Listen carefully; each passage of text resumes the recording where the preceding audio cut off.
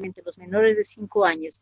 Y hay que considerar que por la condición de etiología de las neumonías es que se ha modificado el país, si ustedes se dan cuenta, porque actualmente se han incorporado los dos agentes que son más frecuentes, que es el neumococo y el Haemophilus influenzae en el esquema de vacunación, precisamente para disminuir la incidencia de estas patologías. Entonces, cuando hablamos de neumonía, ¿qué debemos recordar?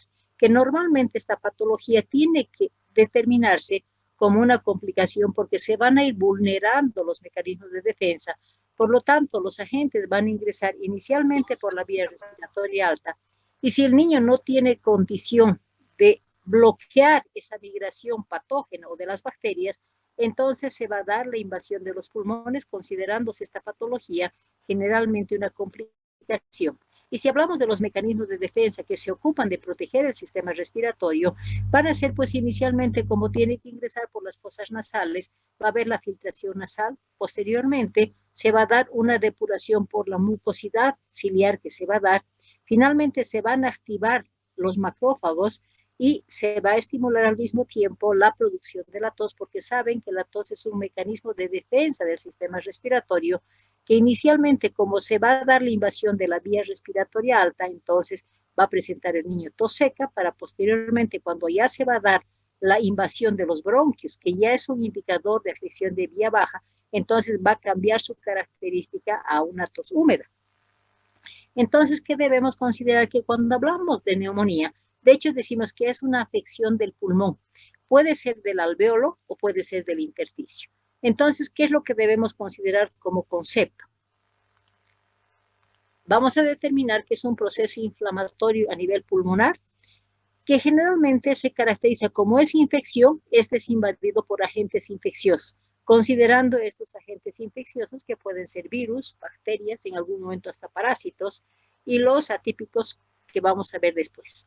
Entonces, una vez que se ha dado el proceso inflamatorio, se va a considerar la neumonía, y dentro de la manifestación clínica de la neumonía se va a establecer el compromiso del sistema respiratorio y el momento en que se dé esa complicación o esa contaminación del sistema pulmonar determinará las dos diferentes formas de presentación, si es adquirida en la comunidad o es adquirida en pacientes que están hospitalizados. Al mismo tiempo se tiene que diferenciar las etiologías y tenemos los agentes típicos y los agentes atípicos. Cuando se habla de neumonía, debemos ver cuál es el compromiso pulmonar y la magnitud de ese compromiso. Por eso decimos que si es una neumonía que solamente va a tomar el intersticio, vamos a llamarla como neumonía intersticial. Y al mismo tiempo, cuando estamos hablando de una neumonía alveolar, vamos a considerar que si su compromiso va a ser multifocal, vamos a designarla como bronconeumonía. Y si su compromiso va a ser unifocal, podemos diferenciar entre la forma lobaro-segmentaria. Entonces, si ya tenemos ese compromiso, también tenemos que determinar que la definición está en base también a un proceso que se va a dar a nivel de los pulmones. De hecho, decimos, se habla de neumonía cuando determina el compromiso del tracto respiratorio inferior. Estamos hablando desde los bronquios, bronquiolos y alveolos, que en su momento, para considerar la gravedad de afección y diferenciar el tipo de neumonía, hemos dicho, puede afectar el intersticio, considerándose una neumonía intersticial, o cuando generalmente es una etiología bacteriana, va a tomar los alveolos. Pero también ahí entra el componente de etiología viral o etiología micótica. Entonces decimos, esta patología, ¿por qué es frecuente? Porque se considera la segunda causa de morbi y mortalidad en los niños. Es por eso que dentro de la normativa de salud pública les decía que se ha modificado del PAI anterior al PAI actual, de que determina que se incorporan las vacunas antineumocócica y la pentavalente, donde se incorpora el Haemophilus influenzae, que eran los principales agentes de las neumonías adquiridas en la comunidad. El riesgo que se tiene es que depende de la edad. Si tenemos una condición de afección del menor de 2 años, vamos a considerar etapa de gravedad. Y lo que más se teme es que estas neumonías vayan a una complicación, y se considera que entre el 20 al 70%, si son niños más pequeños, pueden presentar un riesgo de complicación. Entonces, ¿qué decimos? ¿Por qué se va a dar la neumonía en los niños? Existen factores predisponentes determinados por un huésped, por un agente y por el medio ambiente, donde si consideramos al huésped o al paciente mismo, decimos, si es un niño que ha nacido prematurito y va desarrollando a medida que va pasando la edad, este niño se considera que de cierta manera va a tener una inmunodepresión. Y algo que sí es importante es si ese niño está con vacunas completas, porque si bien las vacunas son estimuladores inmunológicos específicos, vamos a decir, pero al mismo tiempo hace que el organismo responda rápidamente ante cualquier factor, o sea, es un inmunomodulador el componente de las vacunas, y al mismo tiempo si tenemos un niño con un déficit nutricional, la consecuencia va a ser una desnutrición en sus diferentes grados, por lo tanto también se considera el desnutrido un inmunodeprimido. Cuando este huésped se sujeta o se somete a un agente invasivo, un agente infeccioso, va a depender el grado de la neumonía, dependiendo de si el agente tiene mucha virulencia, si el inóculo es muy grande o muy pequeño, o directamente cuánto de patogenicidad va a determinar este agente. Y al mismo tiempo decimos si hay un agente que esté interviniendo, también el medio ambiente va a intervenir, principalmente si tenemos medio ambientes con mucha contaminación y principalmente si los niños viven en hacinamiento y el riesgo de contagio en el mismo núcleo familiar puede ser alto. Entonces ahí consideramos la patogenia, ¿no? O sea, ¿qué es lo que se produce cuando estos agentes infecciosos van a ingresar al sistema pulmonar? Estamos hablando de los agentes más frecuentes, que son los virus y las bacterias, que van a desarrollar cuadros de cierta gravedad. Entonces, al ingresar al sistema respiratorio, hemos dicho, ¿no?, que se tiene que vulnerar los mecanismos de defensa para que de la vía alta llegue a la vía baja. Entonces se dé una infección pulmonar.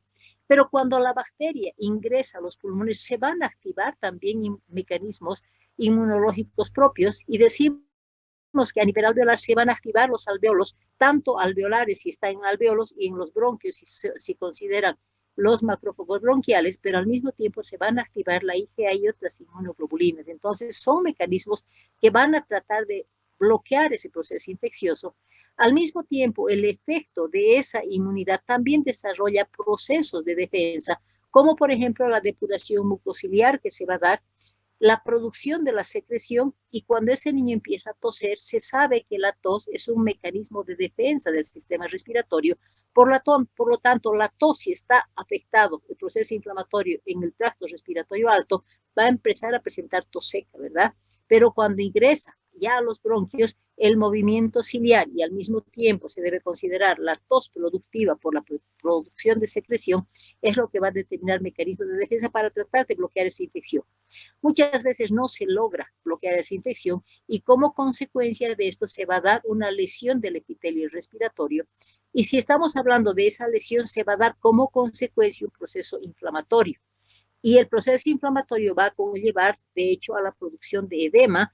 Y finalmente, como la respuesta al edema va a ser la producción de secreción, pero esa secreción va a ser anormal, va a ser una secreción excesiva, lo que va a condicionar muchas veces a que no haya buena permeabilidad de las vías respiratorias, produciendo en algún momento, a consecuencia de esas secreciones anómalas, obstrucción de las vías respiratorias.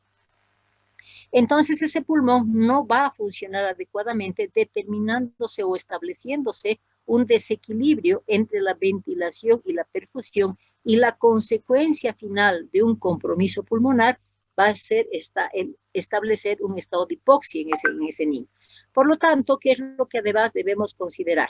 De que si vemos en imagen qué es lo que pasa, hemos dicho, ¿no?, que el virus o la bacteria va a ingresar por el sistema respiratorio, va a vulnerar mecanismos de defensa, y una vez que ha logrado ingresar a los pulmones y toma los alveolos inicialmente tienen un epitelio que no están con proceso inflamatorio y están libres, están llenos de aire, ¿verdad?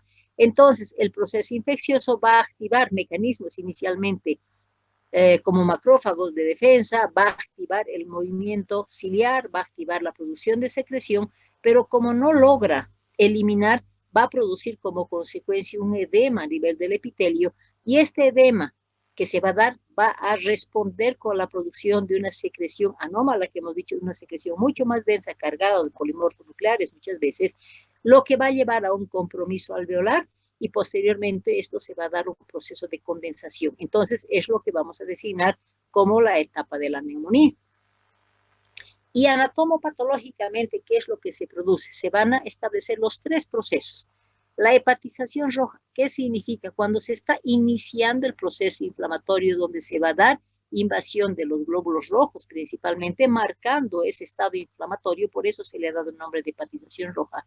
Posteriormente se activan los mecanismos de defensa, invaden principalmente los macrófagos o los leucocitos, los polimorfonucleares, para tratar de localizar esa infección y cambia el aspecto por la mezcla, vamos a decir, de unos eritrocitos y glóbulos blancos, donde se le da el nombre de hepatización gris, para posteriormente quienes van a resolver ese cuadro infeccioso, precisamente va a ser esa inmunidad establecida del niño para limpiar ese proceso infeccioso, determinándose la etapa o la fase de resolución. Finalmente hemos dicho lo que nos debe preocupar es cómo va a ser afectado ese pulmón. Entonces, dentro de la clasificación anatómica de las neumonías, vamos a considerar los dos componentes principales del pulmón. Hablamos de la parte intersticial, que generalmente va a ser afectado por los virus. Y cuando hablamos de la afección alveolar, estamos hablando de afección principalmente bacteriana. Y dentro de la afección alveolar, tenemos que saber diferenciar si el compromiso o los focos de condensación son múltiples y difusos en los campos pulmonares. Vamos a darle el nombre de la neumonía multifocal, que otros autores y la literatura también describen como la bronconeumonía.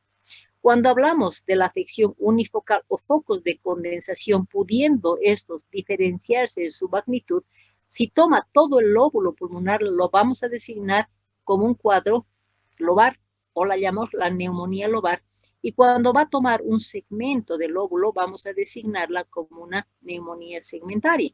Entonces, si ya tenemos esa clasificación, tenemos que enfocarnos un poquito en la etiología. Hemos dicho lo que nos va a complicar va a ser la etiología viral y la bacteriana. El virus, se dice que la mayoría de las neumonías van a ser virales, pero ¿qué condicionante nos da esa afección viral? Que el virus va a producir un proceso inflamatorio y va a dar condición muchas veces a una sobreinfección bacteriana, dando como complicación la neumonía bacteriana. Entre los virus que van a afectar más para producir estas neumonías, y hemos dicho, ¿no?, que el virus produce una neumonía intersticial, y entre los virus que se van a considerar van a ser el adenovirus, va a ser el influenza, el parainfluenza, pero vamos a diferenciar entre el 3 y el 1. El parainfluenza 3 generalmente va a afectar a los niños que tienen 1 a 5 años y el parainfluenza 1 va a afectar a los niños escolares. Y otro virus que es muy frecuente, que tiene predilección principalmente por los bronquiolos y fácilmente puede pasar al intersticio, va a ser el virus sincitial respiratorio. Ya hemos llevado en la clase anterior que existen también parásitos que nos pueden dar una neumonía eosinofílica o llamado también síndrome de Loeffler, ¿no es cierto? Hablamos de las lumbricoides, del esquistosoma manzoni, del Strongyloides estercoralis, las uncinarias o el Necator americano o el ancilostoma duodenal y el Pneumocystis carini, que actualmente ya se lo considera hongo, ya no se lo considera un parásito. Y que lo que nos debe preocupar son las bacterias. ¿Por qué? Porque las bacterias van a dar cuadros graves, incluso que nos van a llevar a causas de mortalidad por esta patología. Entonces, cuando ya estamos considerando, si estamos hablando de la etiología, es importante definir, porque eso nos va a definir el tratamiento, decidir cuáles son los agentes infecciosos bacterianos, porque esto nos va a llevar a la mortalidad en relación a las diferentes edades. Decimos, ¿no?, que el recién nacido y el neonatito está frecuentemente en relación con el canal del parto. ¿Por qué? Porque cuando el niño nace por vía vaginal, entonces al pasar por el canal del parto, muchas veces, si ese canal del parto tiene mucha contaminación bacteriana, al arrastrar por la boca o por la nariz esas bacterias, ¿qué hace el niño después del nacimiento? Hace el esfuerzo respiratorio. Y si tenemos mucha secreción contaminada en el canal del parto, pues al hacer ese esfuerzo respiratorio va a meter esas bacterias al sistema pulmonar y ahí se nos va a complicar por las neumonías en el recién nacido y en el neonato. Pero los agentes que se encuentran en el canal del parto más frecuentes, de hecho, va a ser la Escherichia coli por ser una enterobacteria y también que es una bacteria gram negativa. Pero también agentes gram positivos como el Streptococcus galactiae, el Streptococcus pyogenes, y al mismo tiempo tenemos la Listeria monocytogenes. Entonces, en este grupo etario vamos a tener siempre la probabilidad de que van a haber bacterias gram negativas y gram positivas. Cuando hablamos del niño de 1 a 4 meses o de 1 a 3 meses, hablamos de que ya no hay probabilidad de que sea un E. coli, porque ya dejó de tener la relación con el canal del parto. Entonces, estos niños ya se consideran la neumonía de la comunidad y los agentes infecciosos de la comunidad van a ser el Haemophilus influenzae y el neumococo. Nuevamente entramos en el espectro del Haemophilus influenzae como bacteria gram negativa y el neumococo como gram positivo. Si hablamos del niño mayor de 5 meses, consideramos ya no hay probabilidad de un gram negativo. ¿Por qué? Porque como estos niños han recibido, se dice que las vacunas en su tercera dosis van a dar protección inmunológica. Y como en la pentavalente está determinado el Haemophilus influenzae, entonces ese niño que ha recibido su segunda dosis de pentavalente ya tiene un 80% de protección. Entonces es por eso que se dice que a partir de los 5 meses, cuando ese niño ha recibido su segunda dosis de pentavalente, ya no va a tener la condición de ser infectado por un Haemophilus influenza porque está cubierto, las cepas que están dentro de la vacuna están cubriendo al Haemophilus influenza. Ustedes me dirán que también tenemos la vacuna antineumocócica, pero lamentablemente tenemos muchas cepas, hasta 90 cepas de neumococos, y no todos han sido incorporados dentro de la vacuna. Entonces todavía nos queda la probabilidad desde el niño de 5 meses con segunda dosis al preescolar, escolar, adolescente y adulto, tenemos la posibilidad de que sea el neumococo. Entonces, los mayores de 5 meses solamente van a tener la probabilidad de bacterias gram positivas. Esta relación de bacterias gram negativas más gram positivas nos van a determinar el tratamiento que vamos a realizar para cubrir un amplio espectro o solamente cubrir el espectro positivo. Pero ¿qué riesgo tenemos? Estos niños normalmente, dependiendo de la edad, dependiendo de los criterios de insuficiencia respiratoria o compromiso del sistema respiratorio que tienen, van a determinar muy probablemente una internación. Entonces, en la internación, ¿quién es el agente hospitalario que está listo para sobreinfectar muchas veces los organismos de los niños que tienen internaciones hospitalarias? Es el estafilococo aureus. Entonces, muchas veces con el tratamiento que damos por la sobreinfección, por el ambiente hospitalario que tenemos, puede darse una neumonía como complicación la infección por estafilococo aureus. Entonces, ¿qué es lo que debemos considerar? ¿Cuándo yo voy a considerar gravedad o no gravedad en una neumonía? Porque hablamos de neumonía no grave y neumonía grave. Dentro de las condiciones de gravedad debemos considerar la edad. Es importante, porque si es un neonatito, un lactante menor con neumonía, esa edad ya significa gravedad y estos niños tienen obligación de internarse.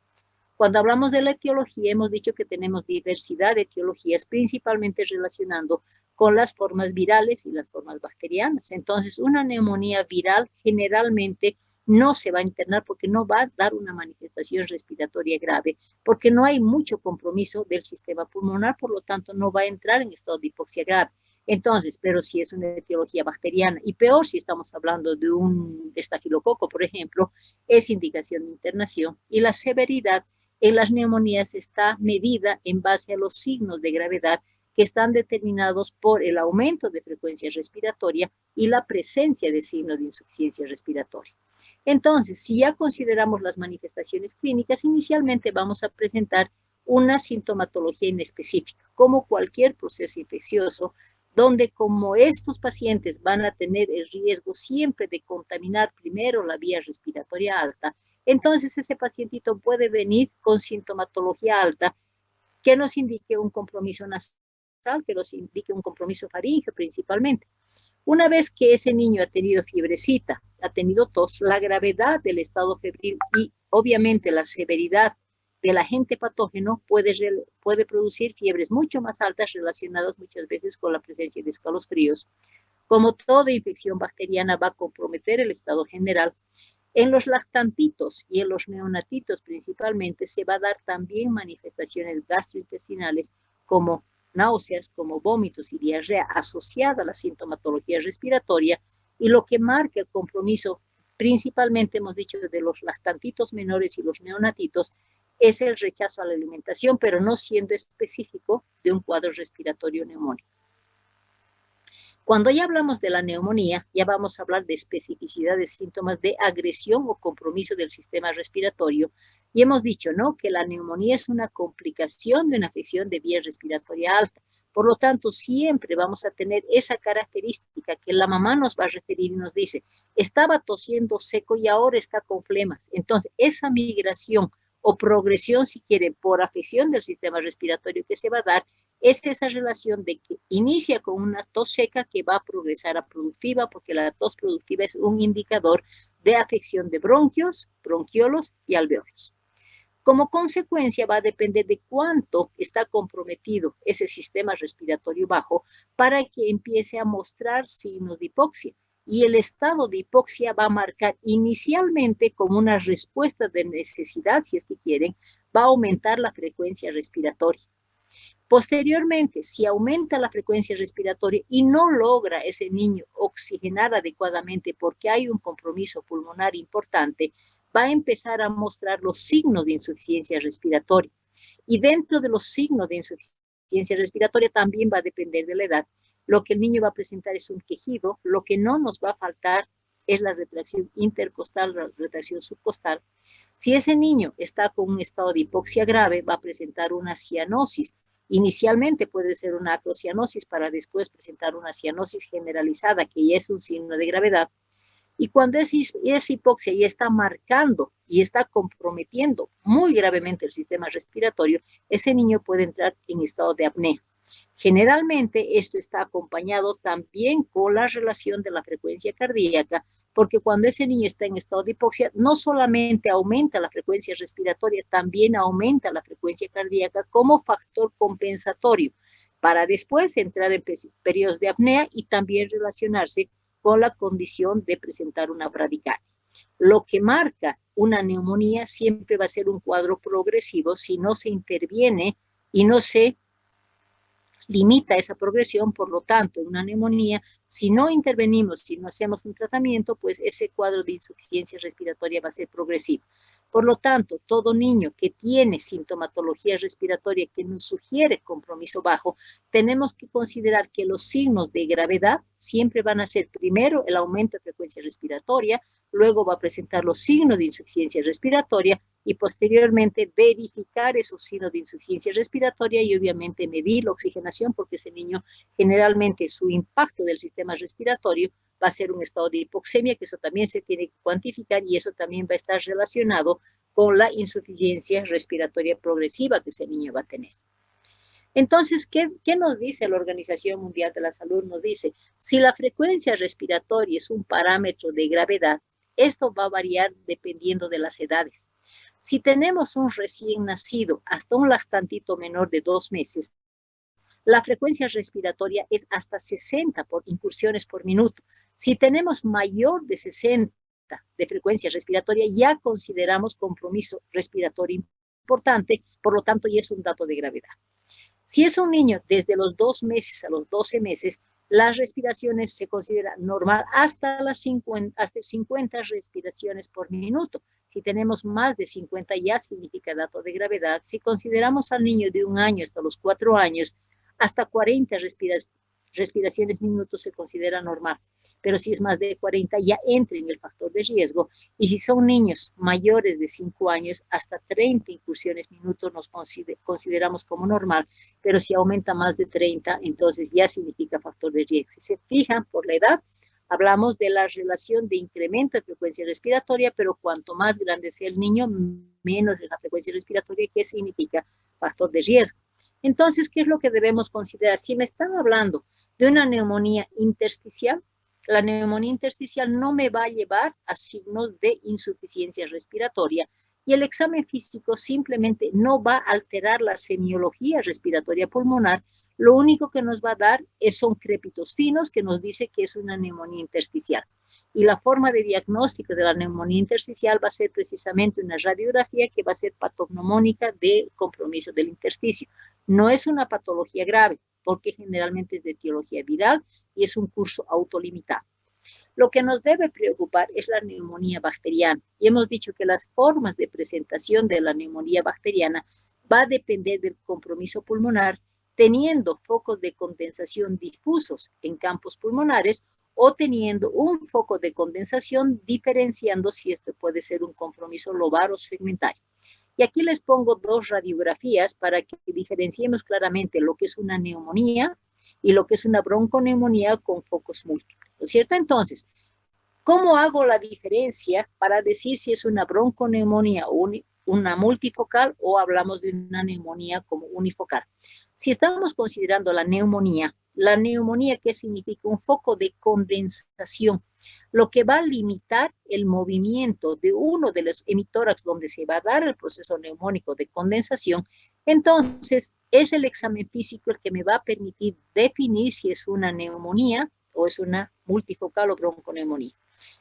Los 4 pasos semiológicos que se aplican en el examen físico, de hecho, es primero la inspección, ¿verdad? Entonces, si miramos cómo está respirando ese niño por este foco de condensación, vamos a ver que este hemitórax no se va a expandir y este sí. Entonces, lo primero que vemos es una asimetría en ambos hemitórax y obviamente, como se está dando un estado de hipoxia también, esto va a estar relacionado con signos de insuficiencia respiratoria, retracción intercostal, subcostal, sifoidea, muchas veces si es grave con aleteo nasal o quejido.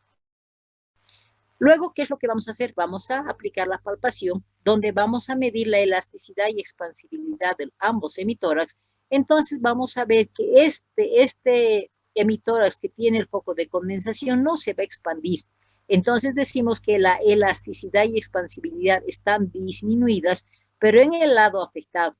Y al mismo tiempo, en los niños vamos a poner la mano sobre el foco de condensación y fácilmente podemos, incluso con el niño cuando está llorando o cuando está hablando, vamos a poder sentir las vibraciones vocales.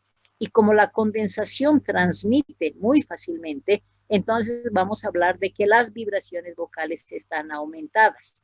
Lo que nos permite diferenciar muchas veces cuando estamos hablando de un derrame, que el líquido no transmite, entonces esa variación, si es que hubiera un derrame, una neumonía basal para diferenciar, hablamos de que las vibraciones vocales están disminuidas cuando hay contenido líquido, de agua, líquido o sangre, ¿no es cierto? Entonces, en este caso, va a haber un aumento de las vibraciones vocales.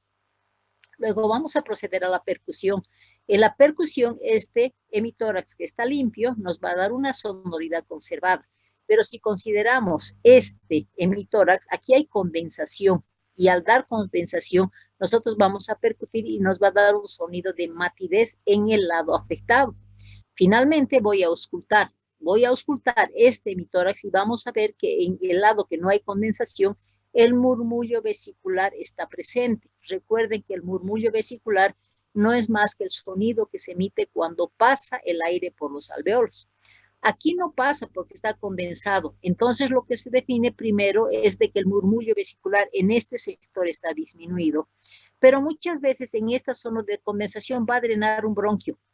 Y el bronquio va a drenar el aire, va a pasar el aire por el bronquio, pero no va a poder lograr que pase por los alveolos. Entonces, ese choque, si quieren, del aire que drena por el bronquio con la zona de condensación lo vamos a designar como el soplo tubárico, que es patognomónico de una neumonía. Y finalmente, alrededor de la lesión todavía hay proceso inflamatorio y es donde vamos a poder percibir algunos crépitos alrededor de la zona de condensación, no así en la condensación propia. Entonces, es semiológicamente lo que me permite decir, este niño está con neumonía. Cuando estamos hablando de una bronconeumonía o una neumonía multifocal, decimos, no son foquitos de condensación, pero esto no llega a impactar porque parte del pulmón está funcionando. Entonces, si nosotros vamos a ver ese tórax, vamos a tener un tórax simétrico porque ambos todavía van a tener la probabilidad de expandirse. Si hablamos de la palpación, vamos a considerar que la elasticidad y expansividad están conservadas porque no hay un impacto en todo el hemitórax. Si nosotros vamos a percutir, vamos a encontrar sonoros, ambos hemitórax, entonces hablamos de que la sonoridad está conservada. El murmullo, como son focos pequeños, no llega a detectarse esa disminución del murmullo vesicular, más al contrario, tenemos un murmullo vesicular presente en ambos campos pulmonares, pero lo que nos está mostrando es que hay un proceso inflamatorio, como son focos pequeños, entonces muchos alveolos están con proceso inflamatorio. Entonces, vamos a encontrar presencia de estertores crepitantes difusos. Recuerden que el crépito se va a determinar que, como hemos dicho que el alveolo va a tener un proceso inflamatorio y se va a llenar de secreción, cuando el niño hace el movimiento inspiratorio va a dilatar el alveolo, pero cuando expire va a pegar las paredes alveolares. Entonces, ese pegue y despegue de paredes que están con secreción patógena es lo que nos va a permitir percibir los crépitos diseminados. Entonces, el diagnóstico para diferenciar entre una neumonía puede ser lobaro segmentario o multifocal o bronconeumonía, simplemente es semiológico, porque ambos van a presentar esa progresión de tos seca que progresa productiva, ambos van a presentar cuadros de insuficiencia respiratoria dependiendo del estado de hipoxia en que se está dando, pero semiológicamente sí nos permite definir cuál es la diferencia entre una bronco o multifocal o una neumonía lobaro segmentaria. Entonces, si estamos considerando la neumonía, decimos, clínicamente podemos diagnosticar la neumonía porque semiológicamente me está permitiendo hacer el diagnóstico. Pero para ver la magnitud de esa neumonía, ¿qué necesito? Necesito la radiografía. Y la radiografía la vamos a interpretar como la imagen de radioopacidad, localizada si es una neumonía, siendo esta lobaro segmentaria, o una radioopacidad difusa si estamos hablando de la multifocal o una neumonía multifocal o bronconeumonía, ¿sí? Entonces, es obligatorio en todo niño que tiene un diagnóstico clínico de neumonía pedir la radiografía para interpretar y ver la magnitud de compromiso pulmonar. Y de hecho hemos dicho que siempre tenemos la probabilidad de que tenemos virus y bacterias en relación al diagnóstico de neumonía. Entonces es importante pedir el hemograma, porque el hemograma nos va a medir el grado de infección, definiéndonos si es una infección viral o bacteriana.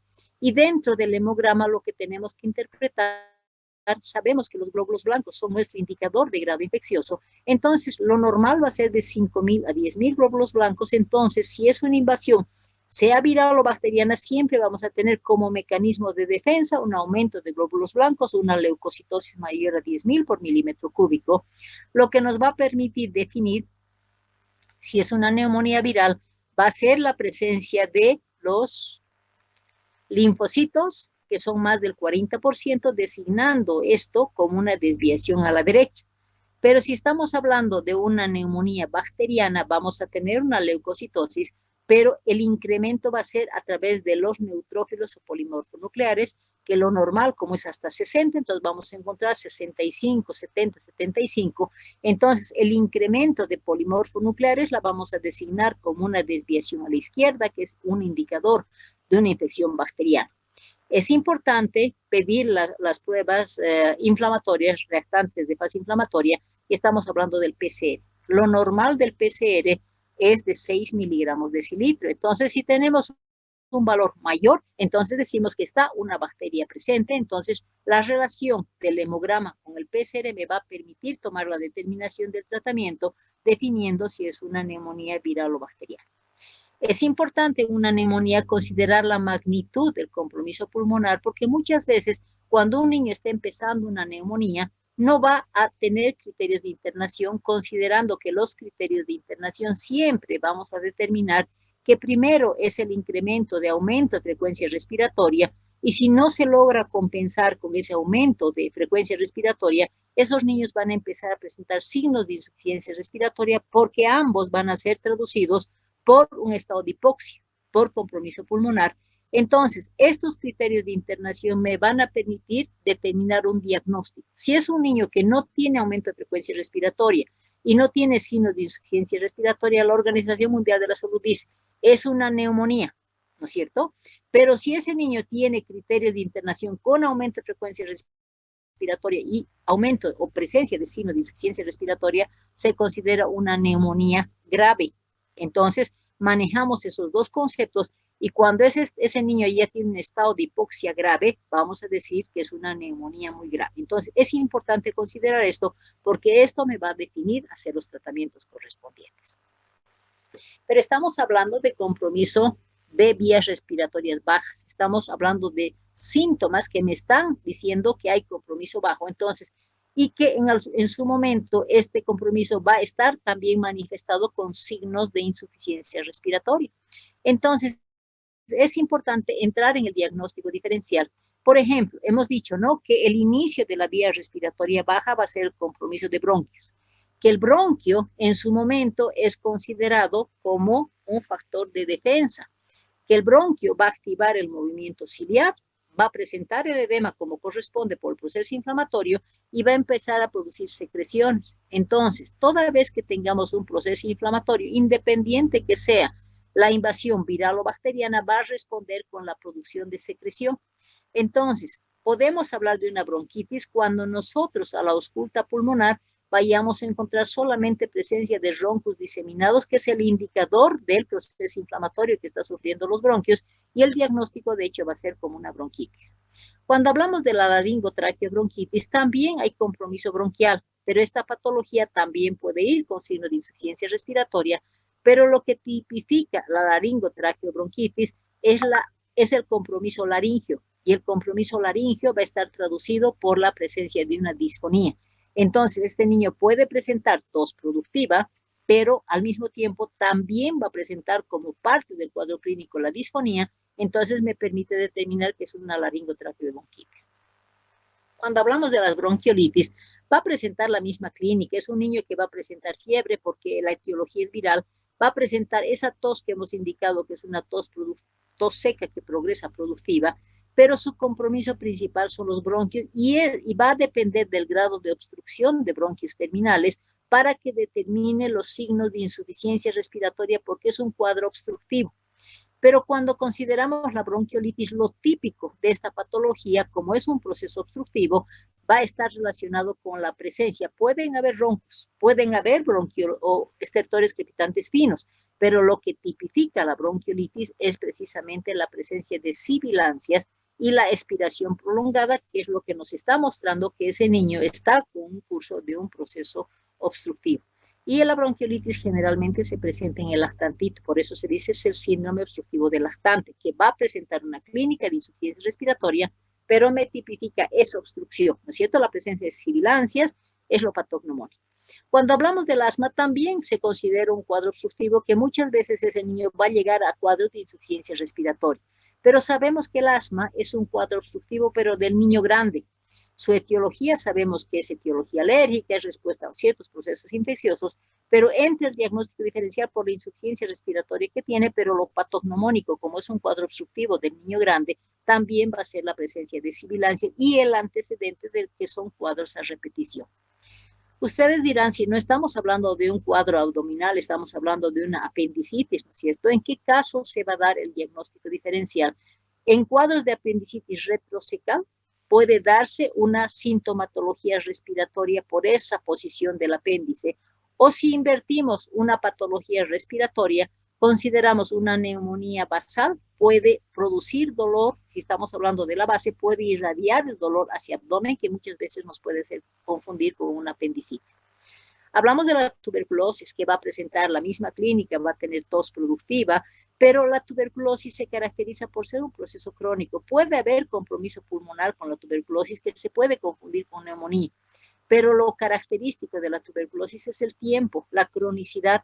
Por lo tanto, decimos, es tuberculosis aquel niño que tiene tos más de 15 días, ¿no es cierto? Lo tipificamos como sintomático respiratorio, investigamos que ese niño tenga o no tenga tuberculosis, aunque puede estar la tuberculosis también como una complicación, el compromiso alveolar con una neumonía, pero la tuberculosis pues es una patología respiratoria crónica que tenemos el antecedente de contacto, si estamos hablando de los niños principalmente, y el diagnóstico sabemos que si es un niño pequeño va a ser con Toledo, Kaplan-Gistege, o la presencia del hallazgo del bacilo, ¿no es cierto? Pero la cronicidad, mismo teniendo una clínica muy similar a una neumonía, nos permite hacer el diagnóstico diferencial.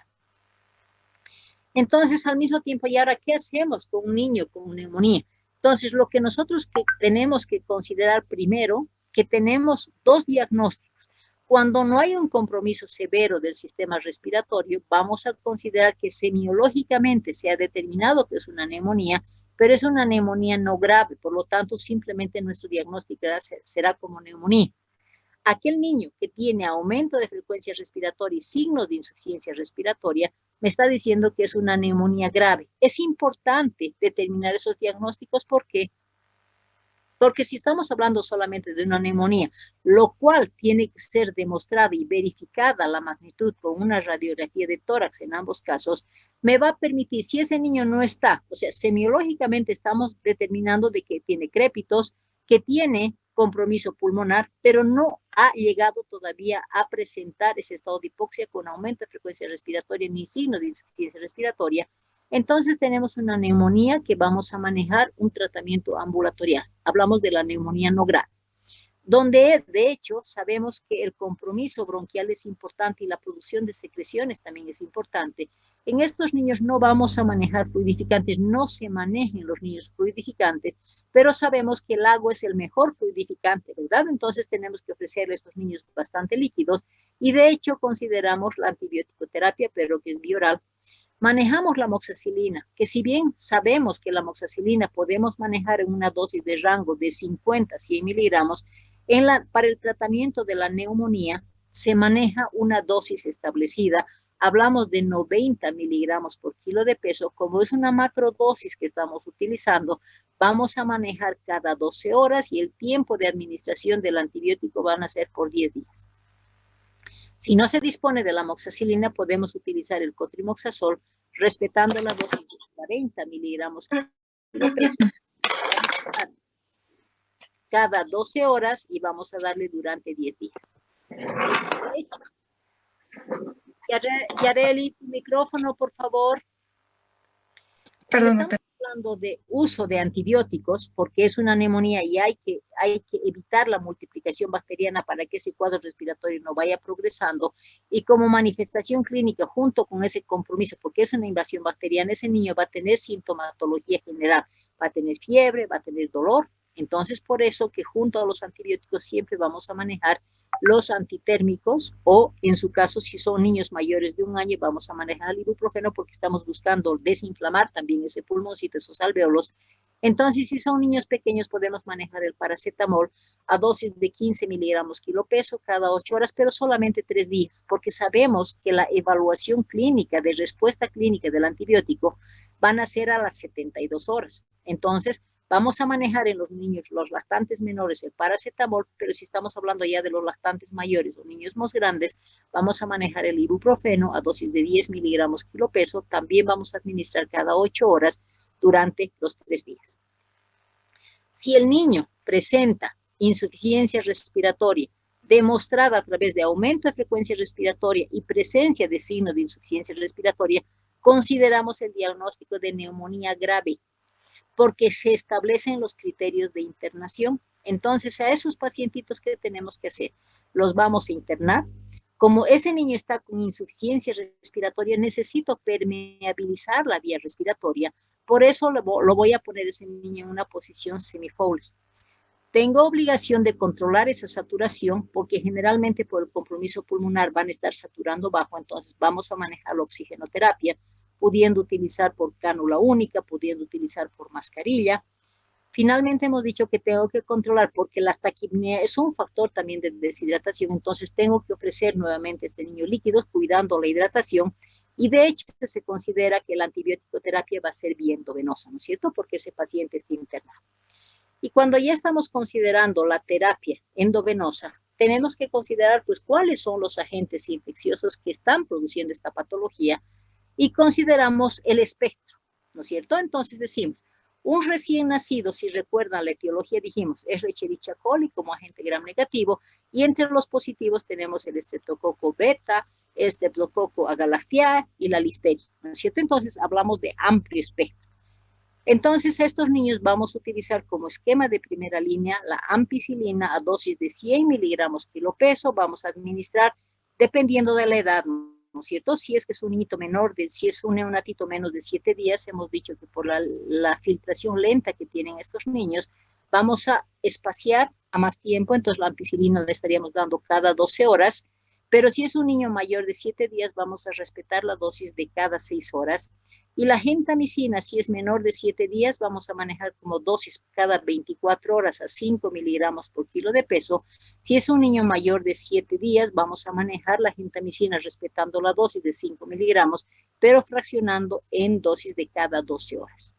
Si consideramos del niño de 1 a 3 a 4 meses, hemos dicho, no, nuevamente entramos porque esa vacuna no me ha logrado todavía determinar la inmunidad para el Haemophilus influenza, consideramos como gram negativo el Haemophilus influenzae y como positivo hablamos del neumococo. Nuevamente en este grupo etario voy a considerar el amplio espectro. Entonces voy a mantener ese amplio espectro con la ampicilina gentamicina.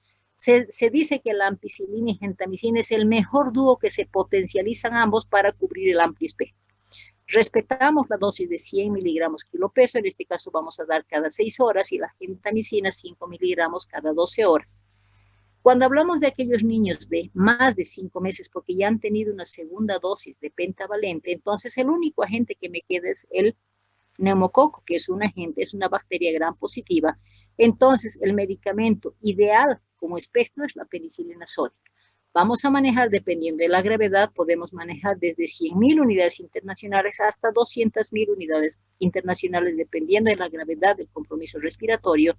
Vamos a administrar cada 6 horas y vamos a determinar la evaluación. Se dice que todo antibiótico se tiene que ver la evaluación de respuesta clínica a las 72 horas. ¿Cuáles son los parámetros que me dicen que ese niño está mejorando o no está mejorando? Precisamente, si recuerdan que dijimos que necesitamos darle antitérmicos y antiinflamatorios, que al mismo tiempo va a bajar la temperatura, vamos a dar solamente 3 días. Por lo tanto, una vez que han cursado los 3 días, se suspenden los sintomáticos o los antitérmicos o antiinflamatorios. Si ese niño empieza a presentar fiebre, me dice que no está respondiendo adecuadamente. Entonces, pensamos en diferentes factores que pueden intervenir. Entonces, toda vez que se administra antibiótico terapia en caso de neumonía, tenemos que administrar durante los 3 días correspondientes para ver la evolución clínica después de los 3 días. Entonces, ¿qué puede pasar? Si estamos determinando que a las 72 horas tenemos que evaluar la respuesta de los antibióticos, pero en forma clínica, ¿qué nosotros vamos a ver? Necesitamos ver si ese niño ha tenido una respuesta favorable. ¿Qué nos dice respuesta favorable? Que ya mejoró su frecuencia respiratoria, que ya no tiene signos de insuficiencia respiratoria, que la saturación está adecuada. Entonces, a las 72 horas yo tengo la certeza de que ese niño está bien. Entonces, dependiendo obviamente de la edad, si yo necesito continuar con gentamicina, principalmente el niño se puede quedar internado hasta los 5 días, porque la gentamicina la vamos a administrar vía endovenosa y posteriormente dar alta, porque el tratamiento que se va a dar a aquellos niños que están internados va a durar 10 días. Si el niño está internado 4 o 5 días en el hospital, se contabilizará hasta concluir los 10 días y mantener el tratamiento. La gentamicina es obligatorio mantener los 5 días, porque no se amplía más por la nefrotoxicidad que significa, pero la ampicilina no la vamos a dar, utilizar cada 6 horas, a veces la mamá